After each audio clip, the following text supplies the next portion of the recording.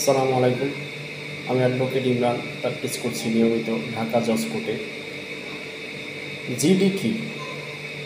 অনেকের মধ্যেই একটা কমন প্রশ্ন, জিডি কি এবং এই জিডি দ্বারা আসলে কি হয়। তো নর্মালি দেখা যায় আপনার জিডি করে এসে থানা থেকে দেন সবাইকে বলে বেড়াচ্ছে যে তোমাকে ধরে নিয়ে যাবে, জিডি করে আসছে। আসলেই কি তাই? জিডি করলেই কি পুলিশ এসে ধরে নিয়ে যায়? অনেকেই জানেন না। তো জানতে হলে আপনার অবশ্যই পুরো ভিডিওটি দেখতে হবে।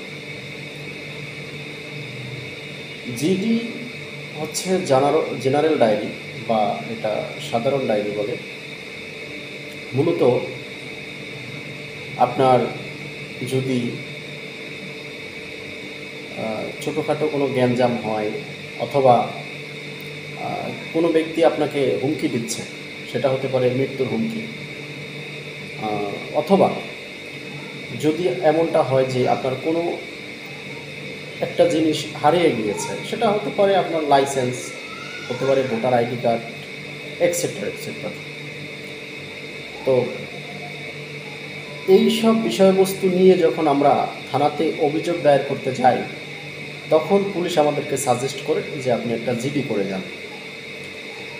তো আপনি কমন বিষয়গুলো ওই একটা কাগজের উপরে লিখে দেয়া আছে, আপনার জিডি জেনারেল ডায়েরি বা সাধারণ ডায়েরি লেখা আছে এরকম একটা কাগজ। সেটা বিভিন্ন কালারের হয়, অনেক সময় বেশিরভাগ সময় গোলাপি রঙের হয়। তো এই জিডিতে আপনি আপনার বিবরণটা দিলেন। বিবরণ দেওয়ার পরে আপনি চলে আসবেন। পুলিশ এই জিডির উপর ভিত্তি করে তদন্ত করবে।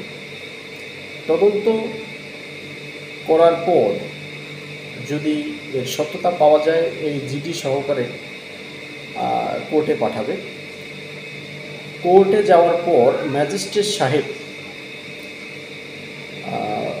বিজ্ঞ ম্যাজিস্ট্রেট, উনি এটা দেখবে যে আসলে কি সত্যতা রয়েছে কিনা।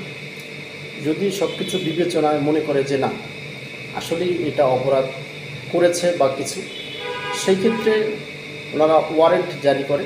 সেই ওয়ারেন্টটা থানায় পাঠানোর পরে এরপরে পুলিশ ব্যবস্থা নেয়। তখন এটা অনেক সময় মামলা আকারেও হয়, অনেক সময় এই ওয়ারেন্টের ভিত্তিতেও ধরে নিয়ে আসে। এটা আপনার ঘটনা অনুযায়ী হয়ে থাকে। কোনো প্রশ্ন থাকলে অবশ্যই আমাকে কমেন্টস করে জানাবেন। ধন্যবাদ। আসসালামু আলাইকুম।